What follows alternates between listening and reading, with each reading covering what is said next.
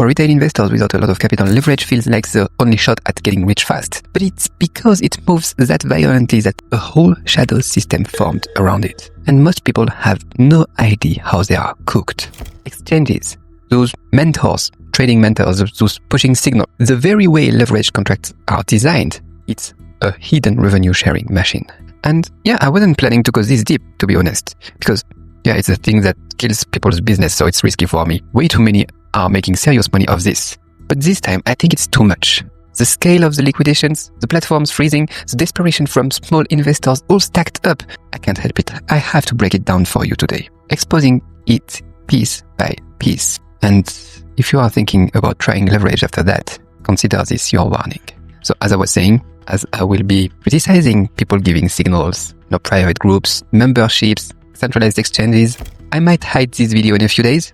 But yeah, if you want to keep access to this kind of stuff forever, you can subscribe to my channel and add me on Telegram. I will send you there all the notes and reference docs from this video and all what I know about, this shady stuff that we will talk about today. So that way, the next time you are thinking of opening a leverage position here, you can pause and just look at the numbers and then ask yourself if you are ready to take this kind of risk.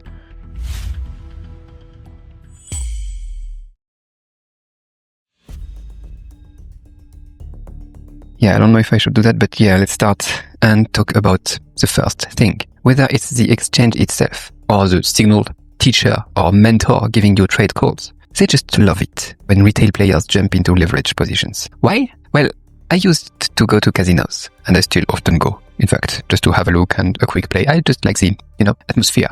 Monaco, Auckland, Seoul, you name it. But what I want to say is one thing I noticed early on, quickly. I noticed that back in the time is one of their most profitable income stream is what they call the rake. At poker, it's called the rake. At the roulette, it will be like the green zero or sometimes the double green zero in the US.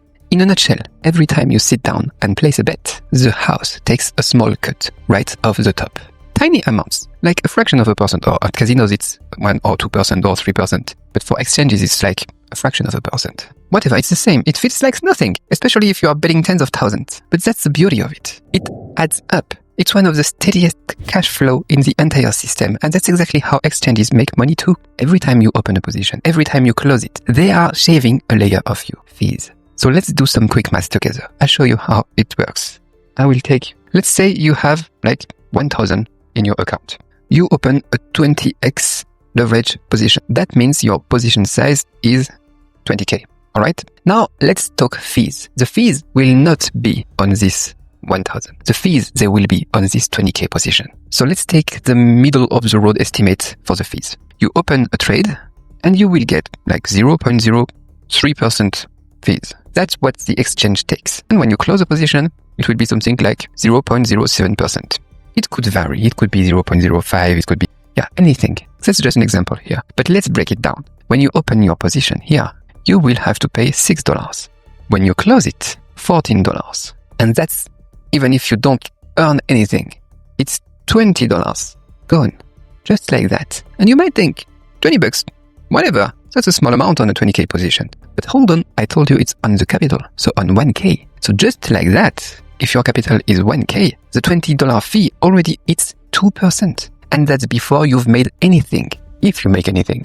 And that's just the start. There is also slippage, lag, price spread during a liquidation. Every piece takes more. This is when everything goes well, but a quick move in the market like the one we saw, and the loss doubles. It happens fast. And then that's only on one trade. The more trades you make, and the more the exchange collects. The more leverage you play with, the more the exchange collects. Even on a good day for you, it's a better day for them. These platforms aren't there to help you. They are built to drain users over time with systems that feed on volume. And fees, as I was saying, it's just one layer. The real damage comes when you get liquidated. Price drops. Your margin isn't enough. The platform closes your trade automatically, not to protect you, but just to protect itself. It doesn't want to risk going negative. So it cuts first, and it will cut clean. They'd rather close your trade 1 second early than risking losing a cent of their own money. They are not trying to save your position. They are just avoiding risk on their side. And when a liquidation hits, it's not at the price you think. It's done at market price, whatever's available in that instant. And usually that's a bit worse than what you saw on your screen. That gap is called slippage. And that slippage ends up in the exchange pocket. So every time there is a crash, every time thousands get liquidated, the platform, the exchange is raking in. Every depressed post you see on Twitter, every people crying, expressing pain on X for the exchanges. It's a festival of fees, slippage, and liquidation profit. And let's talk about those people who give trading signals again. So when telling you to buy the dip or to open a new position with leverage, they too made a lot of money this time. Because in reality, they are just sales reps for the exchanges. Their real job is to bring in more traders. And the way they make money is simple. First, they will get a cut of your fees. Most big exchanges will give them between 40% and 60%. And some smaller shady exchanges will go as high as 80%. So if you open a position and pay $20 in fees, that guy giving you trading signals for free, he is in fact pocketing $12 to $16. That's why they keep pushing you to trade more, to use bigger leverage, to move faster. When they say stuff like, buy the dip, take profit now, or it's time to add more to your bag, what they really say, what they really mean is, go rack up some more fees. I need money. I want more money. It's a system that rewards volume and fees, not your success. They don't care if you make money or not. And then the second way they can make money is profit sharing. Maybe at first glance, it sounds better than the other model because they will tell you they will take a share only if you make money. That sounds fair. They'll take 10%, 20% if you make money. On the surface, that sounds fair. But when you lose, they don't lose anything. And every trade you took came from their signals. That kind of setup is stacked from the beginning too. Most people don't make much. Then one scale-in alert comes at the wrong time and they get liquidated. Meanwhile, the so-called mentor already made their commissions. So if you lost money or too many people lost money in the group, they just will switch accounts, open a new group and move on to the next round. In the end, the one helping you trade is often the one profiting off your losses. While we are talking about exchanges and losses, we could also talk about the third case. Because if the first two were just platforms milking you with fees or milking your profits, this one is the darkest part of the system. It's called eating user losses. What does that mean? It means your losses are their profits. Not theoretically, not imaginary. You lose 100 and the platform plus your signal guy will just split it. Your money doesn't vanish into the market. It goes directly into their pocket. They will divide the loot like business partners. That works with some shady exchanges because in the back end, they can see everything. Your position size, your stop loss, your liquidation level. So what do they have to do then?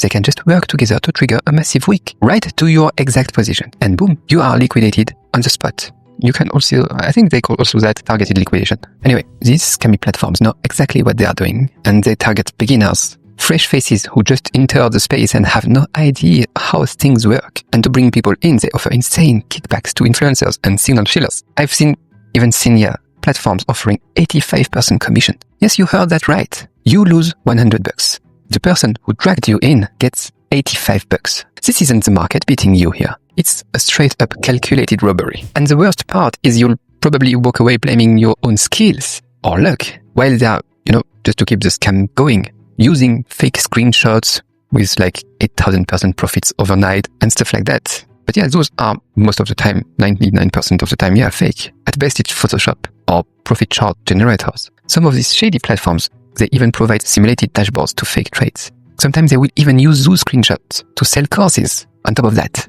they will sell you lifetime memberships for only $990. Elite VIP access to their private group on Telegram for only $1,900. They will hype you up, sell you a dream, then walk you straight into the slaughterhouse.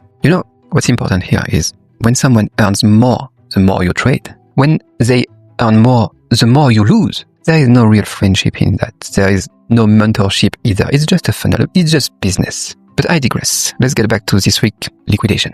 This wasn't a normal dip. It was a giant needle. The kind of move that wiped out even those using, as I was saying, 2x leverage. 10x or 20x traders didn't stand a chance. Some tried to react, to buy the dip, to cancel their orders, but the platforms froze. Binance, Bybit, Coinbase all admitted it afterward. Failed trades, delayed APIs, slow on-chain updates. They all had their problems. A few offered small fee refunds, but nobody can prove these delays were intentional or not. To do that, you'd need back-end logs, timestamps, full trade records, and that kind of access retail users never get them from centralized exchanges. So yes, we can get suspicious here, but we will never get the proofs. Proofs will always be out of reach. And that's the core issue. Even without deliberate manipulation, the system tilts in one direction. This game was never designed to be fair. So yeah, after liquidations, some blame themselves. They say they need more skills, better charts, more indicators. But what if the real issue isn't technical? What if the system itself is the problem? Step into high leverage market and you stop being an investor.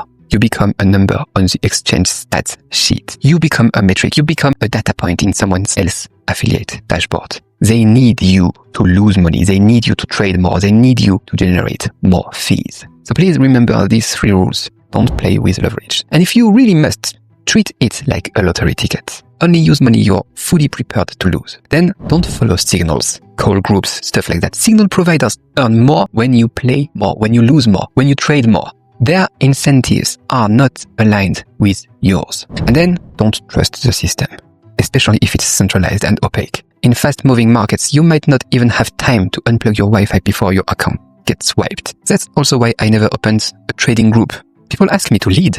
Really often, I'm asked to lead, to signal, to share plays. I don't and I won't. Because that kind of trust is serious and I don't want to betray it. I'm not perfect and I don't win every time. But during last week crash, some people asked me, how did I do? I wasn't even at the screen. I was with my kids doing crafts in a luxury resort somewhere in a forest in, mainland China. And that quiet moment was worth more than any chart. So yeah, there is that, and there is the fact that I don't want to ever make a mistake that could wipe out your savings. I don't want you handing over trust blindly to me or to anyone else. In this space, the only person worth trusting is yourself. Your own logic, your own limits, your own discipline. You can't predict the market, but you can choose how you move through it. New opportunities always show up, but lost capital doesn't. So just remember, what drains people in this market isn't some hidden rule.